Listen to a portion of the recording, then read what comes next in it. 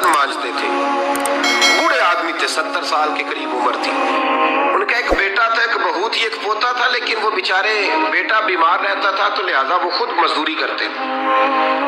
کہتی ہے ایک دن وہ بابا جی میرے پاس آئے، کہنے لگے میم صاحبہ 2-4 دن کی چھٹی چاہیے۔ تو میں نے کہا خیریت ہے؟ کہنے لگے میڈم میرا بیٹا فوت ہو گیا۔ بیٹا، آپ کو پتہ ہے باپ کا جنازہ پڑھنا آسان ہے، بیٹے کا جنازہ اٹھانا بڑا مشکل کام۔ کہتی ہے میں کچھ لکھ رہی تھی، میرے ہاتھ سے قلم گر گیا، میں نے خود گاڑی بھیجی، بابا جی گاؤں چلے گئے جہاں وہ رہتے تھے۔ کہتی 2-3 دن کے بعد میں اور میرا شوہر گئے تو رستے میں ہم باتیں کر رہے تھے کہ کیا تعزیت کریں گے، ایک ہی بیٹا تھا، کوئی رشتہ دار بھی نہیں، تو اس کی تو کائنات اجڑ گئی، کن لفظوں سے اسے تعزیت کیا کہیں گے۔ کہتے جب ہم گئے تو وہ ٹوٹی ہوئی چٹائی پہ بیٹھا تھا، کچھ لوگ قریب تھے، ہم نے جا کے کہا بابا آپ مسلمان ہیں، ہم آپ کو کیا نصیحت کریں، ایک ہی بیٹا تھا، کہ کس طرح کر کے ہم آپ کو تسلی دیں۔ تو کہتے اس نے آنکھیں کھولی، بوڑھی آنکھوں میں ایمان کی روشنی، کہنے لگا بی بی کیا تعزیت کی بات کرتی ہو، میں نے کوئی پیسے جمع کرا کے بیٹا لیا تھا، خدا نے فضل سے دیا تھا، عدل سے لے گیا ہے، میں اپنے رب کے فیصلے میں بڑا راضی ہوں۔ اللہ اکبر۔ وہ خاتون کہتی ہے کہ وہ بابا جی سے میں نے کہا کہ چلو آپ 1 مہینے کی چھٹی کر لے، تو کہنے لگا نہیں میڈم میں مسلمان ہوں، مفت کی روٹی نہیں کھاتا، مزدوری کر کے کھاتا ہوں، میں انشاءاللہ 2-3 دن کے بعد کام پہ آ جاؤں گا۔ کہتے ہیں وہ چند دنوں کے بعد آ گیا، اللہ کی قدرت کے ابھی 2-3 ماہ گزرے تھے پھر آیا، میڈم چھٹی چاہیے کچھ دنوں کی، میں نے کہا خیریت ہے؟ کہنے لگے وہ میری بہو بھی ہارٹ اٹیک سے فوت ہو گئی۔ کہتے اب میں بھی تڑپ گئی ہوں اور عیسائی ہو کہ میری آنکھوں میں آنسو آ گئے۔ میں نے کہا گھر کا دروازہ بند ہو گیا، اب یہ بیچارہ کیا کرے گا، وہ اپنے شوہر کے غم میں ہارٹ اٹیک سے فوت ہو گئی۔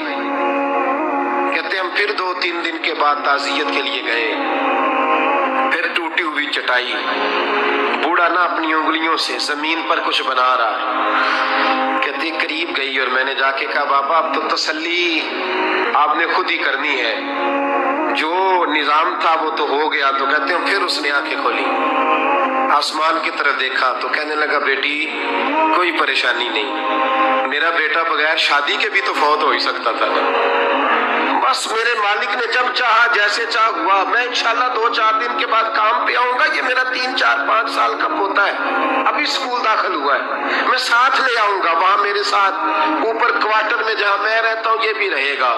کبھی کبھی میں دیکھتی چھت پہ کھڑے ہو کے کہ دادا گھوڑا بنا ہوا ہے اور پوتا سواری کر رہا ہے، وہ سویرے اٹھتا اس کو سکول چھوڑ کے آتا، شام کو لے کے آتا، پیار کرتا، محبت کرتا۔ 3ری منزل پر ہم نے ایک کوارٹر دیا ہوا تھا، وہاں دادا پوتا رہتے۔ اللہ تو بڑا بے نیاز ہے۔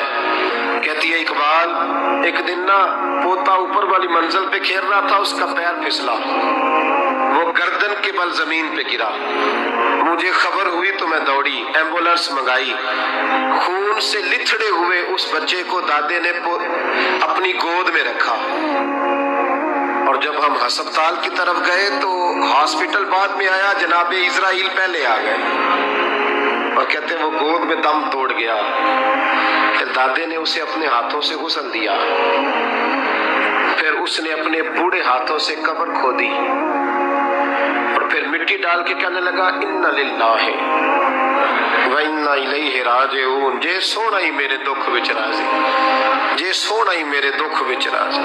پھر سکھ نو چلے ڈاوا، کہتے ہیں وہ مٹی ڈالی اس نے، اور جب وہ واپس پلٹا تو میں بازو سے تھام کے ہوٹل قریب لائی، اور میں نے اس کے قریب کہا کہ بابا تو ٹوٹ گیا ہے، تو بکھر گیا ہے۔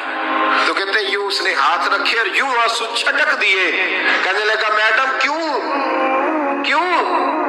میرے اندر کوئی عقیدہ نہیں، میں کوئی لوارث ہوں، میرا کوئی رب نہیں، میں کیوں پریشان رہوں گا، میں تو پکا ہوا پھل ہوں، تھوڑے دن گزرے کہ قبر میں جاؤں گا، اور جب جنت میں جاؤں گا تو اللہ میری بیٹے سے بھی ملاقات کرائے گا، میرے پوتے سے بھی ملاقات کرائے گا، میرا رب ساری ملاقاتیں کرا دے گا، میں اپنے اللہ کی رضا پہ بڑا راضی ہوں۔ وہ خاتون کہتی ہے میرا اور میرے شوہر کا کلیجہ پھٹنے لگا، میں نے کہا بابا یہ جذبہ کہاں سے ملتا ہے، یہ سکون کہاں سے آتا ہے، یہ کیفیت کیسے ملتی ہے؟